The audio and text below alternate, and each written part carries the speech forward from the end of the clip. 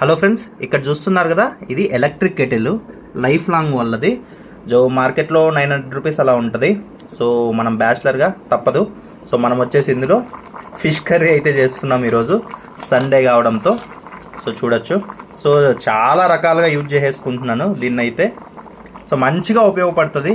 Quality కూడా. నేనైతే mutton curry కూడా చేశాను ఇందులో. చాలా చాలా బాగా వర్క్ అవుతుంది.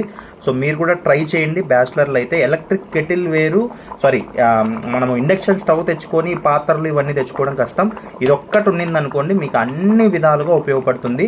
నేను ఆల్రెడీ ట్రై చేశాను కాబట్టి మీకు చెప్తున్నాను. ప్రతి ఒక్క వంటకి బ్యాచిలర్కి మ్యాగీ దగ్గర నుంచి ఎగ్స్ బాయిల్ చేసుకోవచ్చు, ఎగ్ కర్రీ, చిన్నవి ఇలాంటి కర్రీస్, చికెన్ కర్రీ అన్నీ చేసుకోవచ్చు. సో చాలా బాగా ఉపయోగపడుతుంది. మీరు కూడా బ్యాచిలర్గా ఉన్నప్పుడు ఇలాంటివి ఏవైనా చేసి ఉంటే కామెంట్లో అయితే తప్పకుండా తెలియజేయండి.